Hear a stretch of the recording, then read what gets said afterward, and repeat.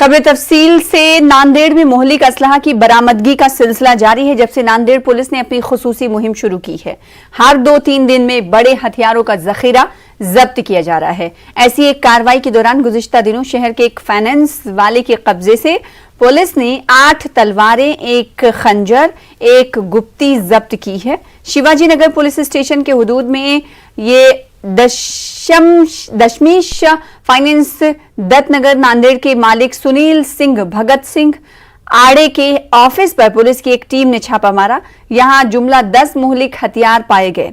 Police के मुताबिक इन असलहों की कीमत बाजार में 35,000 रुपए है। पुलिस ने इन हथियारों को जब्त करते हुए मुलजिम सुनील सिंह को हिरासत में ले लिया है। पुलिस इस बात की तफ्तीश कर रही है कि इतनी बड़ी तादाद में फाइनेंस दफ्तर में तलवारें क्यों रखी गईं। याद रहे कि इससे कबल भी नांदेड़ पुलिस ने 25 तलवारों का बड़ा जखीरा जब्त किया था। गेल्या 2 महिन्यापासून शहरामध्ये जेवढे हत्यारं सापडतील त्याच्या माहितीसाठी आम्ही प्रथम प्राधान्य ठेवलेलं आहे त्या कामाला। तर त्या संदर्भात माहिती काढत असताना गोपनीय बातमीदारांना माहिती दिली की दशमेश दत्तनगर चिखलवाडी येथे राहणारा सुनील सिंग भगत सिंग आडे वय 23 वर्ष, व्यवसाय त्याचा फायनान्स आहे। त्यांनी त्याच्या दुकानात काही हत्यारं म्हणजे ज्यांना कायद्यानं बंदी आहे, वापराला बंदी आहे आणि बाळगायला बंदी आहे अशी हत्यारं, तलवारी, दानपट्टे त्यांनी लपवून ठेवले। पहली लहर के दौरान कोविड का हॉट स्पॉट कहलाने वाला मालेगांव शहर दूसरी और तीसरी लहर में महफूज रहा। ऐसी क्या वजह थी कि यहाँ के लोगों में कोरोना वायरस के असरात नहीं पाए गए? इस मामले को जानने के लिए रियासती महकमे सेहत ने हेल्थ यूनिवर्सिटी नासिक के जरिए जनवरी के वस्त में एक सर्वे करवाया था, जिसमें शहर के अलग अलग हिस्सों से 3,000 से ज्यादा अफराद के खून के नमूने जांच के लिए रवाना किए गए थे। इस सर्वे को हेल्थ साइंस यूनिवर्सिटी नासिक ने मालेगांव जादू का नाम दिया था। सर्वे के पहले मरहले की रिपोर्ट के मुताबिक मालेगांव शहर के लोगों की कुव्वत मुदाफियत 96% है, जिसकी वजह से उन पर दूसरी और तीसरी लहर में कोरोना का असर नहीं हुआ। बकिया 4% लोगों की कुव्वत मुदाफियत कम है।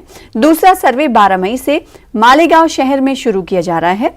कोरोना से मुकाबले का मालेगांव पैटर्न पूरे हिंदुस्तान ही नहीं बल्कि पूरी दुनिया में अब माना जाएगा। मालेगांव में जो 3rd वेव में कोविड के रुग्ण कम पाए गए थे, उसके कारण नासिक जो अपना हेल्थ यूनिवर्सिटी है उसके अपने कुलगुरु मैडम जो है कानिटकर मैडम, उनके पूरे मार्गदर्शन के नीचे यहाँ की महानगर पालिका, उसके बाद में जो प्राइवेट कुछ संस्था है मंसूरा हॉस्पिटल, बाद में नासिक की जो प्राइवेट कुछ मेडिकल कॉलेजेस है मोतीवाला हॉस्पिटल वगैरह, दुनिया का जो गवर्नमेंट मेडिकल कॉलेज है और अपना सामान्य रुग्णालय मालेगांव और महानगर पालिका का हेल्थ डिपार्टमेंट, इन्होंने सब ने मिलके जो सैंपल कलेक्शन कराए थे, उसमें पहले फेज़ में जो था वो 2735 सैंपल इकट्ठा हुए थे। उसमें 96% लोगों में जो है एंटीबॉडीज़ पाई गई है, यानी उनमें कोविड की प्रतिकार शक्ति जो है वो अच्छी तरह से पाई गई, यानी पॉजिटिव रिजल्ट आया है। अकोला में मानसून से कबल जिला इंतजामिया मुख्तलिफ तैयारियों में जुट गया है। जिले में किसानों के नुक्ते नज़र से खुसूसी इक़दाम उठाए जा रहे हैं। अकोला के राब्ता वजीर ने कहा है कि इस बार अकोला में बुआई के लिए बीज की किल्लत नहीं होगी। इस बार खुद किसानों के पास ज़रूरत से ज़्यादा बीज दस्तयाब हैं। ज़रूरत पड़ने पर अकोला के किसान अपना बीज दूसरे अजला को फरोख्त कर सकते हैं। घरातच बियाणं तयार करण्याचा हा उपक्रम फार मोठा, मी अमरावतीची माहिती घेतली तर फार वेगळी आहे। आणि आता इथं मला तर असं वाटतं का कंपनीकडे आपल्याला जायची गरजच नाही आहे। या राज्यामध्ये अकोला जिल्ह्यामध्ये आपण 1,74,000 बियाणं सोयाबीनचं पाहिजे, तर आपण 3 लाख बियाणं शेतकऱ्यांना निर्माण केलेलं आहे। सऊदी हुकूमत की जानिब से जन्नतुल बक़ी की कब्रों को मिस्मार करने के खिलाफ अमरावती में एहतजाज दर्ज कराया गया। मदरसा अलमिया इमाम जाफर सादिक ट्रस्ट की जानिब से जिला कलेक्टर दफ्तर के सामने सऊदी हुकूमत के खिलाफ ज़बरदस्त मुजाहरा किया गया और सऊदी हुकूमत के खिलाफ जमकर नारेबाजी भी की गई। साथ ही जिला कलेक्टर के मार्फत हुकूमत हिंद से मुतालबा किया गया कि वो सऊदी हुकूमत पर दबाव बनाए ताकि जन्नतुल बक़ी की बाजियाबी हो सके। मौलाना मीसम नकवी ने कहा कि जन्नतुल बक़ी में आले रसूल मदफन हैं और कब्रों को मिस्मार किया जाना आले सऊद हुक्मरानों का काबिल मजम्मत अमल है। 23 मई 1925 को आले सऊद ने की जो काबिज़ हुकूमत है वहाँ की, उन्होंने हज़रत रसूल खुदा की बेटी जनाब फ़ातिमा ज़हरा और उनके असहाब और उनकी बीवियों की जो कब्रें मदीने में जन्नतुल बकी नामक कब्रिस्तान में मौजूद हैं, उन सब को उनको ख़त्म कर दिया था, उनको ध्वस्त कर दिया था। और हम लोग यहाँ जमा हुए हैं ताकि महामहिम राष्ट्रपति जी के ज़रिए से और अपने हुकूमत के ज़रिए से उन लोगों से गुजारिश करें, उनके ऊपर दबाव बनाएं कि वो उन रोज़ों को दोबारा तामीर करें और हमें इजाज़त दें कि हम लोग अपनी कौम के ज़रिए से उन रोज़ों को दोबारा बनाएं। ऑल इंडिया मजलिस इत्तेहादुल मुस्लिमीन के लीडर अकबरुद्दीन ओवैसी 12 मई को औरंगाबाद के दौरे पर पहुंचे हैं। अकबरुद्दीन ओवैसी औरंगाबाद में ओवैसी स्कूल ऑफ एक्सीलेंस का संगी बुनियाद रखेंगे। औरंगाबाद के रुकने पार्लियामेंट सैयद इम्तियाज जलील ने हिमायत बाग में कायम होने वाले ओवैसी स्कूल ऑफ एक्सीलेंस की जगह का मुआयना किया। इस मौके पर मीडिया से बातचीत में MP इम्तियाज जलील ने कहा कि ये स्कूल गरीबों और ज़रूरतमंदों को मेयारी तालीम फराहम करने का बेहतरीन जरिया साबित होगा। 7 मंजिला इमारत का जल्द ही काम शुरू होगा। ओवैसी स्कूल में बच्चों की तालीम का मुफ्त इंतजाम रहेगा।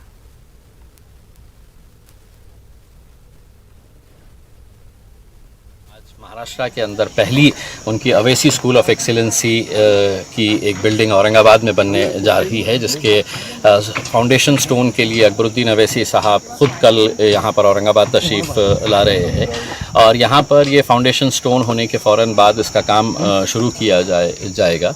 एक अच्छी बात ये है कि आज समाज में जो तालीम की ज़रूरत है, वो तालीम की अहमियत को समझते हुए अकबरुद्दीन ओवैसी साहब की ये जो कोशिश है वो वाकई में सराहनीय है। महाराष्ट्र के रियासती वजीर असलम शेख ने गद्दारी के कानून से मुतालिक पेशरफ्त पर अपने तासुरात जाहिर किए हैं। उन्होंने कहा कि कांग्रेस के दौर में ही इसे तब्दील करने की तजवीज़ थी, लेकिन तब बीजेपी ने बदलाव की मुखालिफत की थी। कानून का सबसे ज्यादा गलत इस्तेमाल हुआ और बीजेपी के दौर में ही सबसे ज्यादा केस दर्ज हो रहे हैं।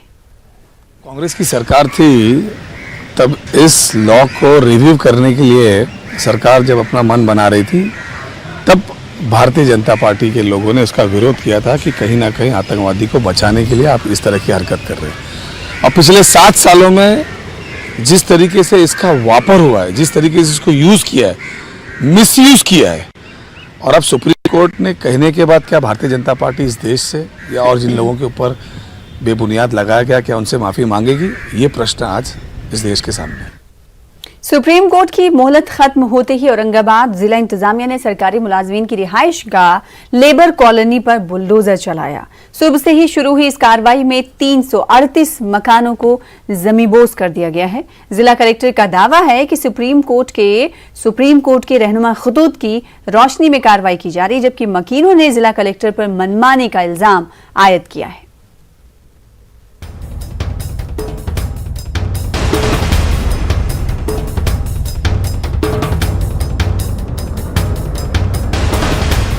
औरंगाबाद जिला collector office, divisional commissioner office और सूबेदार गेस्ट हाउस के बिल्कुल करीब की बस्ती यानी लेबर कॉलोनी शहर के इंतहाई अहम इलाके में वाक़ इस सरकारी बस्ती पर आज सुप्रीम कोर्ट के फैसले की रोशनी में इन्हिदामी कार्रवाई का आगाज हुआ।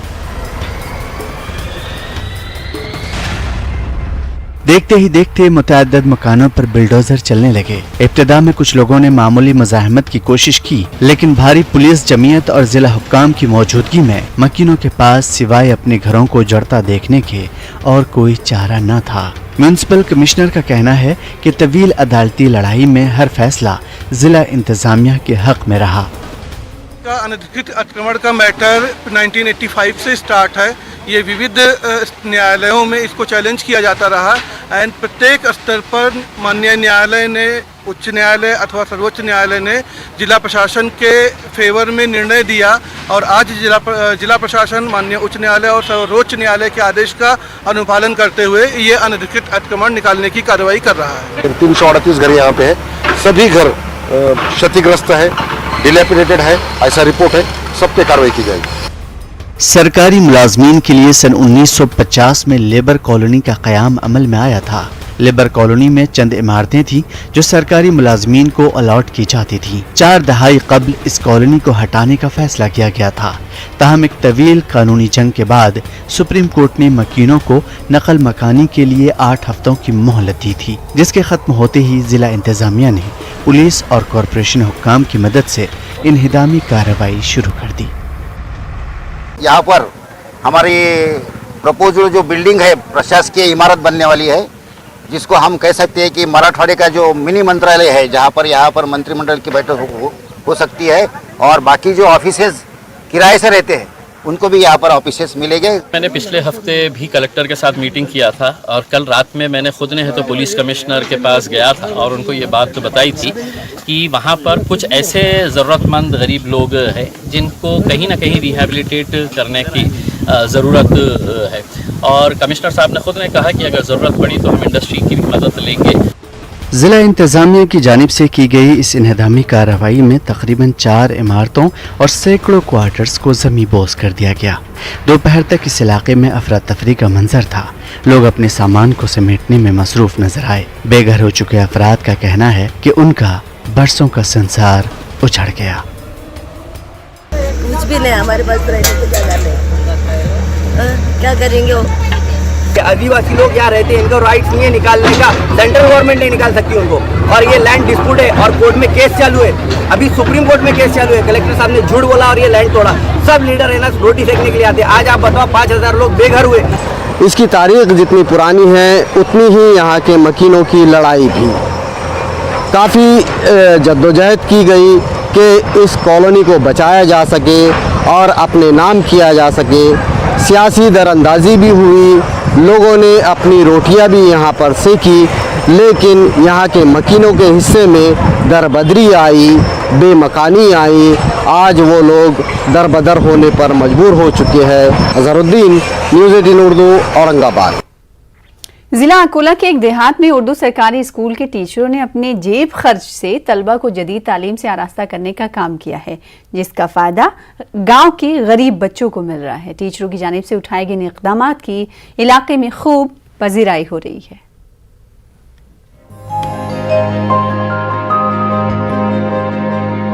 यह है महाराष्ट्र के अकोला में वाक़े सेरसुली गांव, जो कि सतपुड़ा पहाड़ी से करीब वाक़े होने के सबब पिछड़ेपन का शिकार तस्वुर किया जाता है।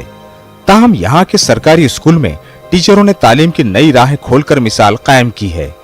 इलाके में ऐसा पहली बार हुआ है जब टीचरों ने स्टूडेंट्स को जदीद तालीम से आरास्ता करने के लिए अपने जेब खर्च से स्कूल को मॉडर्न तरीके पर ढालने की कोशिश की है। हमारा माहौल देहात का माहौल होने की वजह से यहाँ पर बच्चे कंप्यूटर नहीं सीख सकते थे, साइंस की लैब मौजूद नहीं थी।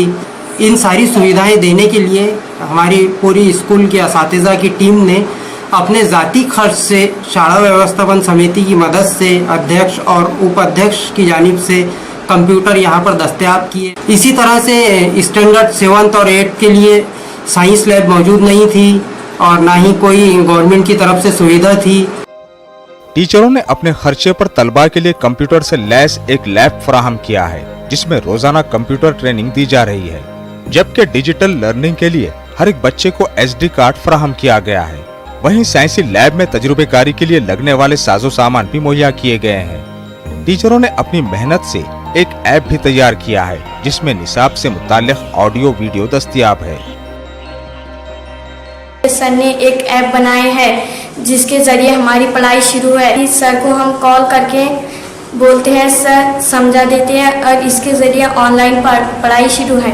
हमारी बहुत इच्छा थी सीखने की, सर हमारे टीचरों ने कंप्यूटर स्कूल में लाया और हमारी इच्छा पूरी हो रही है। हम उसमें टाइपिंग करते हैं और पेंटिंग सीखते हैं।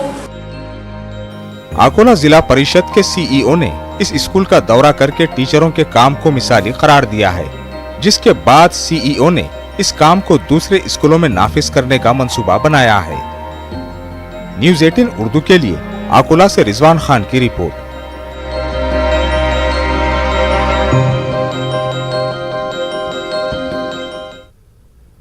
फिलहाल इसी के साथ रुकेंगे छोटे से ब्रेक के लिए। ब्रेक के बाद लौटेंगे कर्नाटक की अहम खबरों के साथ।